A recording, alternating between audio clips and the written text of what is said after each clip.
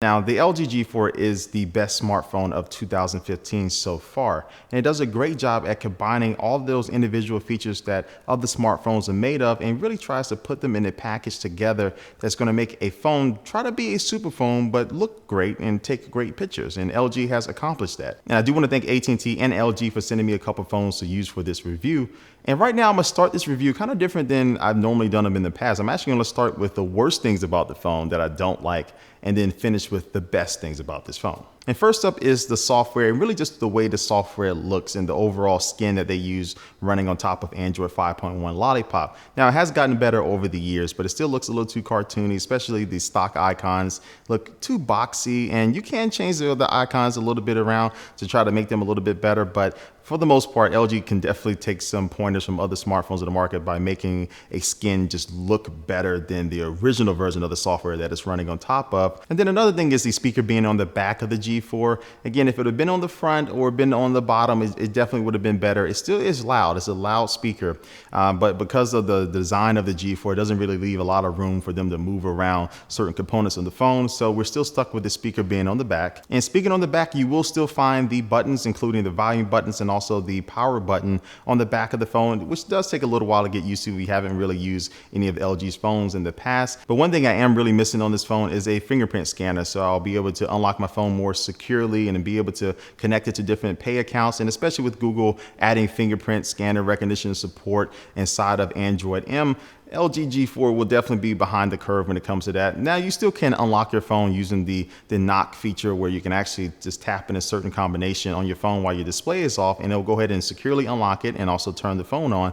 But other than that, the fingerprint scanner definitely would have went a long way. And then the last thing is going to be performance. Now, the LG G4 can do anything you want to do with a smartphone. It's just that when it comes to gaming or doing other intensive things, it does kind of slow down. There are some frame rate drops a little bit. But for the most part, the 1.8 gigahertz 64-bit hexa-core processor that is a Qualcomm Snapdragon 808 processor does everything you really need to do. And the phone does have 3 gigabytes of RAM and also 32 gigabytes of internal storage. All right, so those are the things I don't like about the G4. But what about the things I do like? Well, first, to start off with the design, because it is a very nice design that is a marriage between the LG G3 and also the G Flex 2.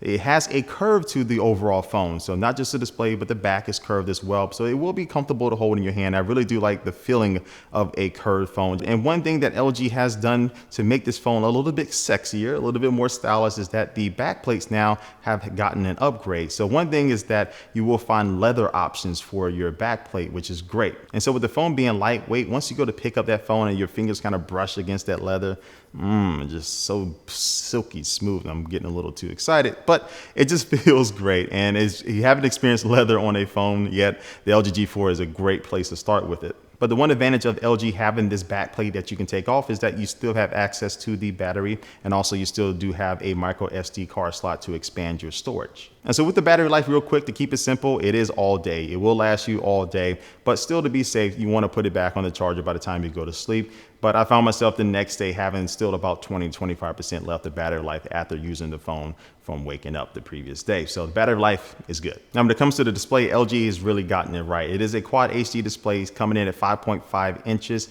and its resolution of 2560 by 1440. And then it has 538 pixels per inch. And this is LG's IPS quantum display, so contrast and brightness should be improved. Now, contrast is definitely improved over previous panels on their phones, and color accuracy is spot on. It looks great, but it's not as bright as something like the S6. And I really did experience that when I was outside earlier this week taking pictures with it. When I was trying to view what I was taking the pictures with on the display, it was just a little too dark for my taste. But other than that, in most other situations, the display is really going to impress you. And so the bottom line is that this display is not going to wow you like the display on the Galaxy S6, because it's just not as bright. And the S6, the colors are really just trying to punch you in your face, where LG has opted for a display that's going to be super accurate, super sharp, and super crisp. I can't say super now, but at the end of the day, it's a great display. Now, hopping back to the software again, besides the way the software looks that I talked about earlier, LG has really combined the best features of Android Lollipop and also some of their own unique features. Like if you swipe over from the left-hand side of the display,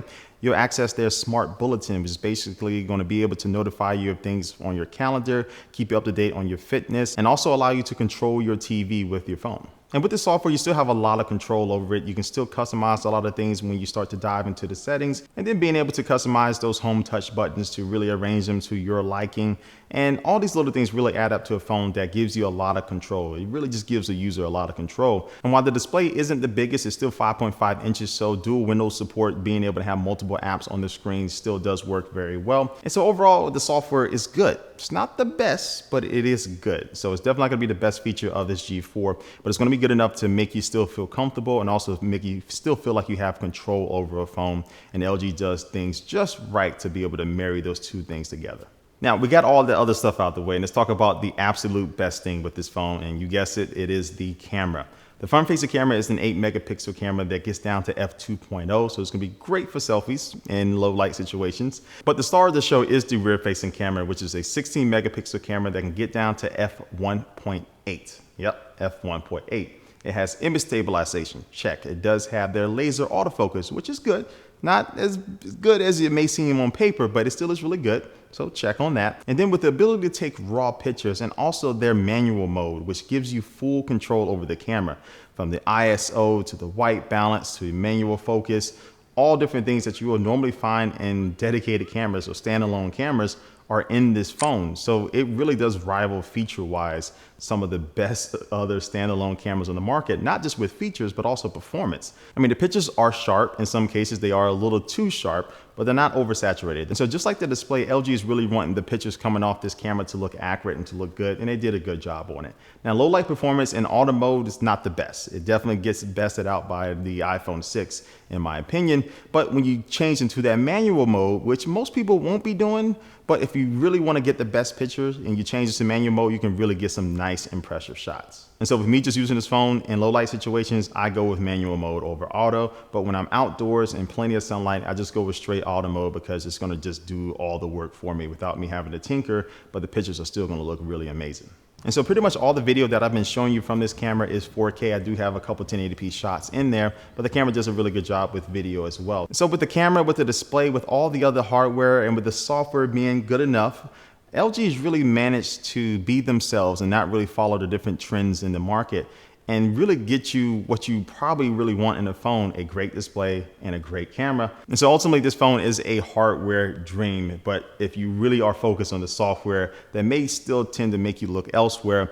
But for me, mostly with the hardware and the camera especially, it's a very, very hard choice to pass up when it comes to choosing your next smartphone on the market. Now, before I wrap up this vid, I want to give you a chance to win an LG G4 giveaway. Now, my normal giveaways only allow me to give away like 1 or 2 phones, but this time you have 500 opportunities in order to win. That's because AT&T is giving away 500 LG G4s every 4,000 seconds or every 4K seconds. Get it? Yeah, I know you get it. But just got to go to 4kseconds.att.com, and then you just have to upload a picture of you doing something cool or just taking a very nice picture of a flower or some type of scenery, and then you'll have a chance to win. And so I'll leave the link down below if you want to go ahead and check out that giveaway. But other than that, guys, this wraps up my LG G4 review. I hope you like it. Definitely share this video if you want to on all your social networks. All the links are down below to all of my social networks. And like always, guys, thanks for watching this video, and I will catch you later. Peace.